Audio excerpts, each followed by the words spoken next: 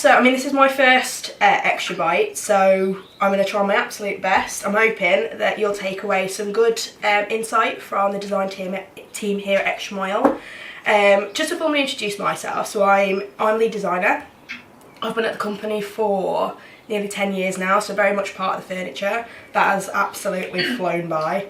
And yeah, I think ultimately what I want to talk about today is how design can empower marketing success. So how design can be a fundamental driver of business growth. And that's generally sort of like what I want to talk to you guys about today. As Jen mentioned, obviously there's going to be plenty of time at the end to have a chat, ask any questions, but if there's anything that comes to mind throughout and you don't feel confident enough to just say, oh, got a question, feel free to just pop it in the chat and I'll round back and we can go through those as well towards the end. But like I say, this is totally open. If you've got a question, you want to raise your hand, just shout up and we'll go through it there. So let's just break it down a little bit. So in general, over today's session, I'm going to talk about the relationship between design and marketers. We'll touch base on their roles, their purpose, and how they integrate together. We'll talk about why it matters, in particularly why it matters to your audience. Our top conversion tips, so from a design perspective, we'll give you some hot tips on how you can create converting designs in line with marketing objectives. We'll also get a bit practical, as Jen mentioned. We'll be having a breakout. We'll have a breakout a little bit sooner than that, just to have a general chat, but then we'll do something a little bit more practical towards the end together.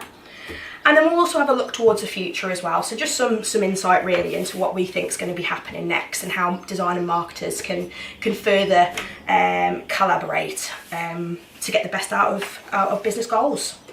Any thoughts, questions or anything so far? Are you happy for me to just get cracking?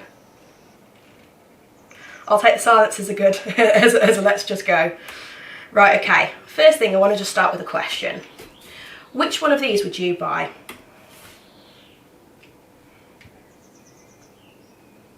Anyone? No? Wouldn't buy any? What about now? I went green. Red. Red, green. They were the top two when we did a little roundup internally. It was interesting. What about now? One. Fanta. Two. And what about now?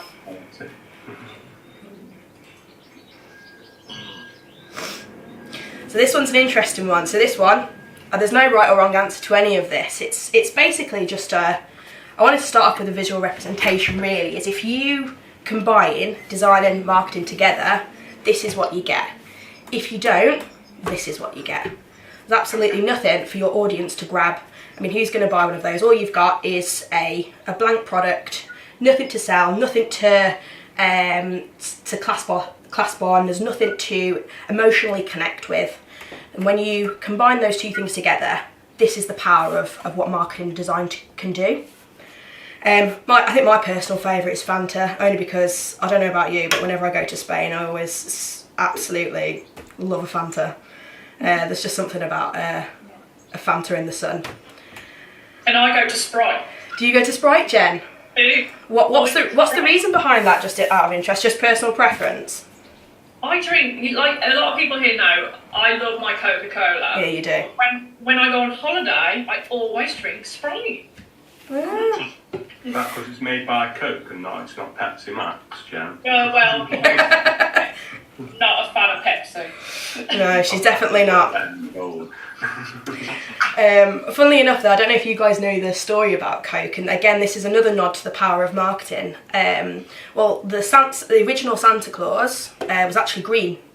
So it was until Coke did the whole Christmas campaign, and that's why people represent red as Christmas. That is literally the reason why, which is so powerful when you think about that and how much of an influence that has had on the globe. Not just niche markets, not just one country, globally. People see that red Santa Claus and they just think of the Coca-Cola advert. So powerful. So the relationship, design and marketing. So great marketing ultimately depends on great design. something in which that you can visually grasp onto. Design shapes perception, influences customer behaviour, and ultimately has an impact on overall business performance. Brings me into the common misconceptions, really, I think I've heard. Obviously you guys might have for some other thoughts, but from a designer's perspective, so designers only care about how things look, not performance. Categorically not true. I always say there's a key difference between an artist and a designer. So an artist, you know, you've got kind of free reign, it's about your self-expression. Whereas a designer, so a designer is hired to solve a problem through visual means. So, you know, a marketer or a business or a user or whoever it is will come to a designer and say, look, this isn't working, I need to get this message out there, what do you suggest? And ultimately, that's the designer's primary purpose. From a marketing perspective then, so marketers only care about the numbers and the text, that is absolutely categorically not true. And I think Simon mentioned it, or someone mentioned it, apologies, it might have been John actually, about, you know when you see a good design, but you don't know how to execute that. And I think that's just down to experience. So marketers, you know, want the best. They understand, like you guys say, the power of design. It's just they don't have the experience to execute it in the way that they need. Design is just decoration and pretty pictures. One of my least favourite things. I've had that before actually, funnily enough. An ex-partner of mine said, oh, you know, just draw all day. Woo! That's hence the X aspect of it. So yeah, that's again 100% not true, as I was sort of alluding to before. It is very much purposeful. We work to a brief, we want the best, and ultimately it's not to our discretion. So, you know, if I might design a website, it's completely not my style, but ultimately I want to make sure that aligns with the brand that I'm working with, the goals of what they're doing, what their business goals are, who their audience is. None of that is related to me.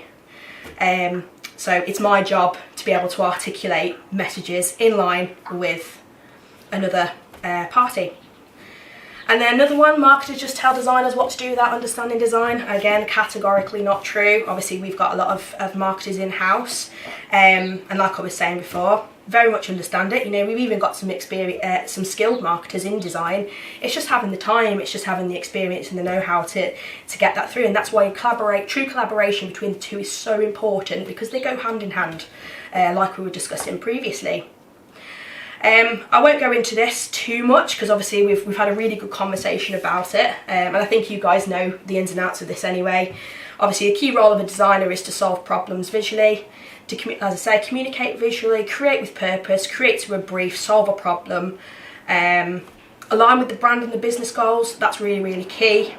And collaborate with stakeholders, whether that's marketers, whether that's content writers, whether that's printers, whether that's developers. Really, really critical part of the process is communication, which all then culminates into one primary goal. Designers solve problems through visuals that are user-focused, brand-aligned and built to drive growth for your business. That is ultimately what we come to work to do. And on the other side of things, from a marketer's perspective, obviously you guys research the market, you develop the strategy, create the content, you track the performance, and then you also collaborate with stakeholders, designers, developers, other marketers, content writers, etc. Obviously, this is not an exhaustive list. I think you'll all agree that our list is ever growing, especially when you have, I think Tessa was talking, you've got marketer and designer sort of hybrid into one. Your list does ever grow. But ultimately, we culminate in one primary goal is to marketers to get the right people interested and excited about what a brand offers, and then ultimately that turns into results for the business. So that is ultimately what we're trying to achieve as a marketer.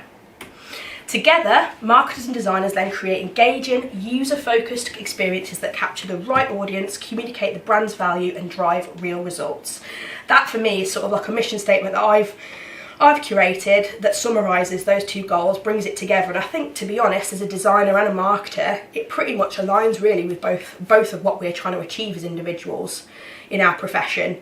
I think when we collaborate, that's when we get the best results. Take Coca-Cola, for example.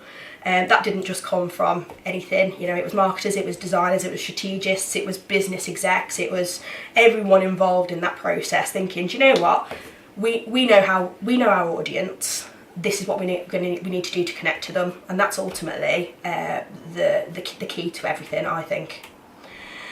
Let's take a look a little bit about the metrics, so how design can impact specific marketing metrics. So increased conversion rates is a big one. So Conversion Excel found that better visual design in general can increase conversions by up to 200% for landing pages, which is a phenomenal number.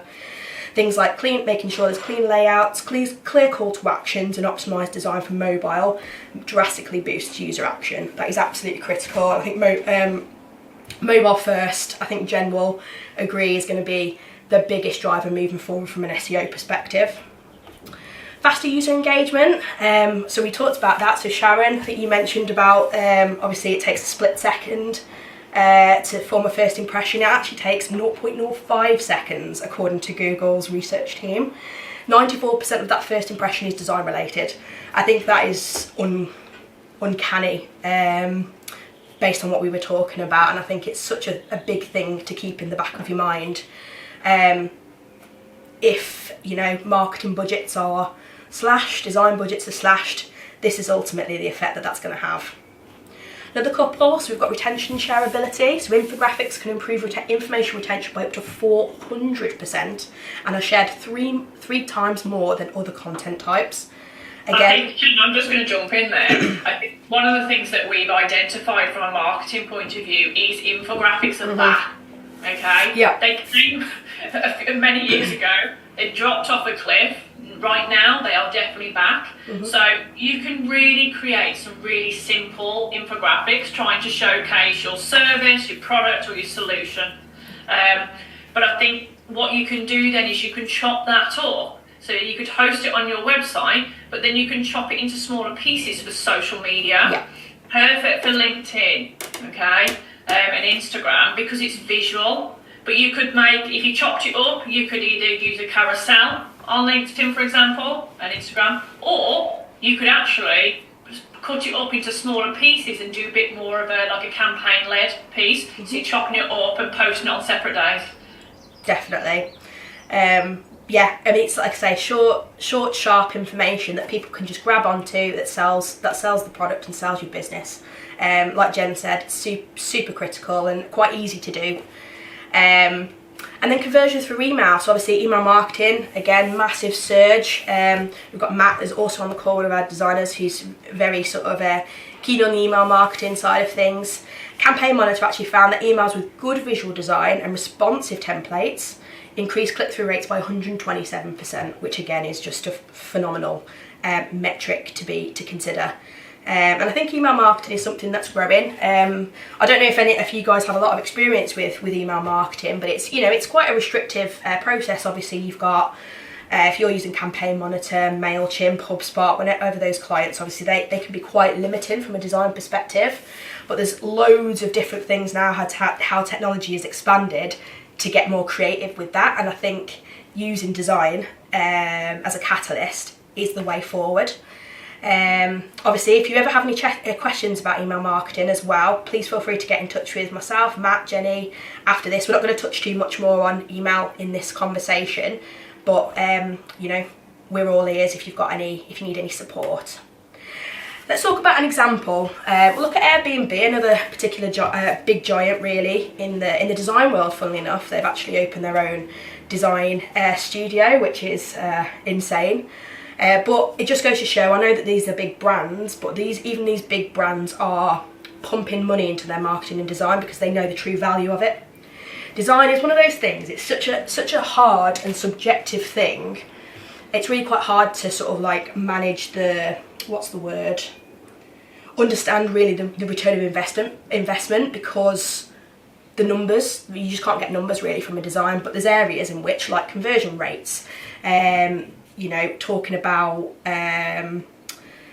improving click-throughs, all this kind of stuff, all those touch points, design input on. So essentially design and marketing, again, the importance of that collaboration, it's all in about how they perform together essentially. And sort of touching on that, after investing in a complete design overhaul, including a consistent visual language, so that's content writing, that's their app versus their website versus their email versus internal communications, external communications, absolutely everything they did an overhaul on. Airbnb saw a 30% increase in bookings, and that was just a focus on design and messaging, design and marketing. 30% increase in bookings, and obviously turning that into revenue for Airbnb is going to be quite a big chunk of money. So really, really strong result there for them. Why it matters. So why design and branding matter to your audience? So we did touch upon this in my group in the first breakout. First impressions do really count. So in today's digital landscape, users make split-second judgments. In 0.05 seconds, they make an initial judgment on your brand or product.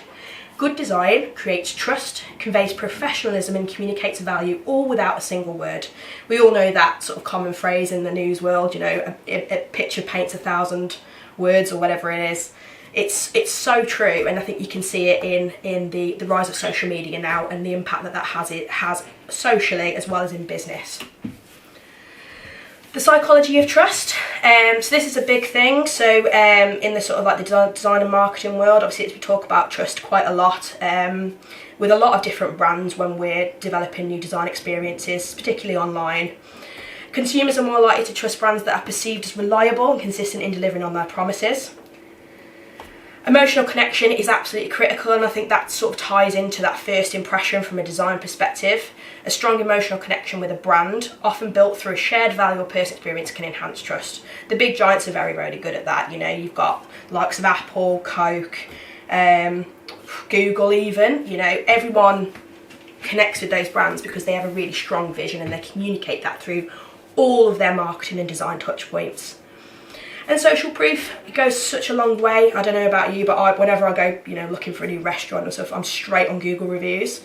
I'm straight on Google reviews anyway, just if I want to laugh. So it's, you know, positive reviews, testimonials and social media engagement can influence consumers' perception of trust. All that is critical. I'm just going to jump in, Jan, sorry. Yeah, go for it. Go back to the social proof side of things. Testimonials are absolutely fantastic. Don't just share them keep them on Google reviews, put them on your website, use them for your marketing activity, put it as a social post. But also think back to case studies as well. Like, I know we work with a lot of businesses who can't say who they're working with because there's NDAs in place. That's absolutely fine. But you can still build a case study that is, let's say, it's in the chemical sector.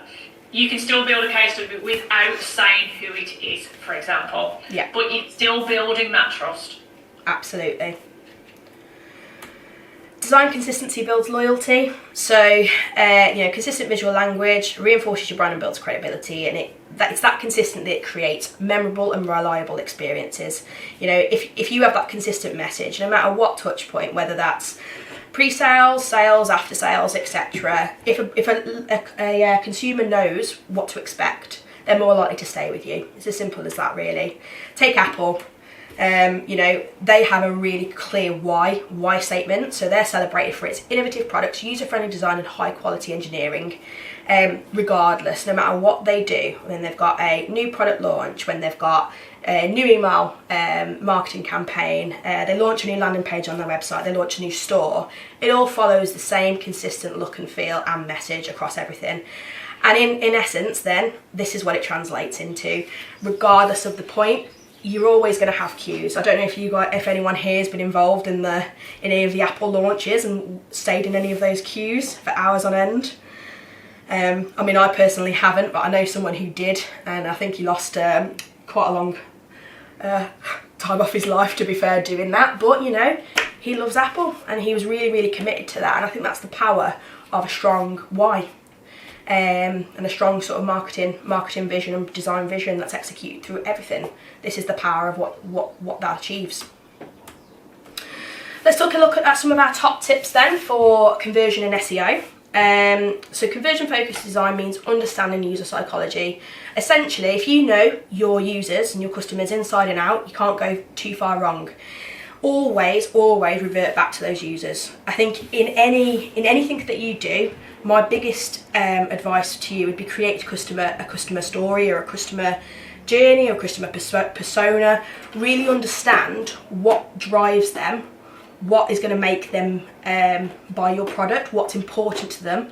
It might not necessarily even be related to your service. It's just understanding who you're dealing with on a day-to-day and then tailoring that messaging towards that. And I've got an example of that shortly. Clear CTAs, another CT outcome, which is a bit softer. You've got call to action versus call to outcome, which I quite like.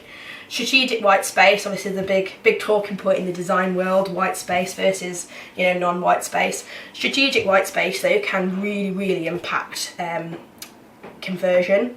And frictionless navigation, so ultimately stick with one clear goal. So if, for example, you're on a page and ultimately the goal of the content on that page is to drive sign-ups, don't be directing users to this page, that page. You want them to sign up, so signpost them in a singular way, because you're not having to retrain. They're not having to retrain, having to look at different things. They're just focused on that one thing. So some of our design principles: visual hierarchy, as I mentioned there, guiding users toward action. Mobile first thinking's absolutely critical. Design for where users actually are. I always find it quite interesting. Because you'll sometimes find when you're looking at your Google Analytics or whatever sort of like tracking software that you use to monitor the performance of your website, as an example, sometimes you'll think, oh, well, I've got 80% of my my users are coming from desktop, so I'm only going to focus on desktop, or I'm not going to put as much budget against mobile. You've got to kind of look deeper into that. Why? Is your website responsive? Is it mobile first? Are you missing something? Is there a reason why it's only at 20% or 30%? Because if you take those sort of like general global stats and how mobile is driving, social media, all those kind of things, there should be a bit more of a talking point as to why your mobile stats are so low. So regardless, you should always think from a mobile perspective. SEO optimized design, so fast loading, structured content helps you rank. Jen, I don't know if you want to like pitch in there about anything that you want to say about SEO. I think one of the biggest things is, you've talked about the call to action piece, but simple navigation and making sure when you are building the navigation on the top of your site, you've got to think, what are the services and products, what you're trying to get across the quickest? Because how Google or a bot will read your site is going down your navigation. Yeah. Whatever you want to focus on, put it at the top or the second layer. If you're hiding stuff down 3 and 4 layers, Google is less likely to pick it up. Well, there you go. Perfect. And another big one, which is one of my big passions, never ever sideline accessibility. Ensure everyone can engage with your experience. And when I say that, obviously, we're talking about people with visual impairments, people with, physical or mental disabilities. I think the latest stat that I read, 2.2 billion people across the globe have some kind of visual impairment. That's not taking into consideration any other disabilities, just a visual impairment, partial blindness, colour blindness, complete blindness. That is nearly 25% of today's global population. So if you then apply that stat to your target audience, you could be completely missing nearly 25% of your customer base, just simply because they can't access your content. That is absolutely critical. Us as design, I can, to be honest, I could probably do a whole webinar piece in itself, just talking about accessibility and how you can kind of combat that with design. If you want to have a separate conversation with me about that, I'm more than happy to jump on a call or answer any questions, because again, it's a big topic and there's a lot of things that you can do. But I would just say, if you're having to deal with external design partners or us, obviously it's built into our process, but always question, is accessibility considered? What is your accessibility practices? How is that going to impact my design? Absolutely fundamental, never forget it. And if that's the only thing that you take from this conversation, I will be very happy. So let's talk about a little practical example. So I talked a little bit earlier how I was going to sort of like sort of single back on target audience and how that's going to influence sort of marketing decisions. Love Child Organics a couple of years ago did a sort of like basically they did a review of their landing page structures for their coupons. So they were trying to drive new customers through discounted offers, basically. They found that their conversion rate was relatively high, 43% still, but their cost per acquisition was $2 per acquisition, so obviously that's quite high. They wanted to take a stronger look, see if they can improve those metrics in some way. They actually then went to their social media, funnily enough, and then through A/B testing, they experimented with different imagery, swapping photos of babies for toddlers, swapping product images for people using the product, and refined ad targeting strategies to better align with their audience's preferences and behaviours. So they ran they did user surveys, they did focus groups, they really talked to their user about what mattered to them, what would make them buy their product over anyone else's. And following that exercise, after 8 months of optimisations, it took them 8 months, but it really was worth it. So their conversion rate from 43% actually soared to 69%, which is 60% improvement, which is incredible. And then their cost per acquisition decreased to $1.3 rather than the $2. So as you can see, applying those user first methodologies, really taking time to understand how users tick, has massive implications on performance and can really drive results. And obviously the execution of that was design. So from a design perspective, I don't think they actually did much to the landing page. It was all about the copy, it was all about changing images, maybe repositioning a few call to actions, and that's the impact that they had. Right, okay, so we're just coming towards the end then, so I just want to talk a little bit about the future really, design and marketing. It's only going to become more central as we move towards more personalisation, more sort of user group targeted content, artificial intelligence and immersive digital experiences. Design is going to have even more of a critical role to play in the marketing world. By working together, I think we can create campaigns that not only look great but also drive results. Like ultimately, you know, why can't we have one that does the other and vice versa? I think as of sort of like the examples that I've said and I've talked about, some of the tips, you know, it's a lot of these things are relatively simple to implement. It's just all about communication. It's all about collaboration as a team to deliver towards your business goals. And that's basically it. Just to recap then, so obviously design is a key driver of marketing outcomes. A strong brand experience builds trust and engagement. Performance design means faster, clearer and more accessible content. And marketers and designers must collaborate from day one. That is something I can't drill home strongly enough. And thank you so much for listening to me talk.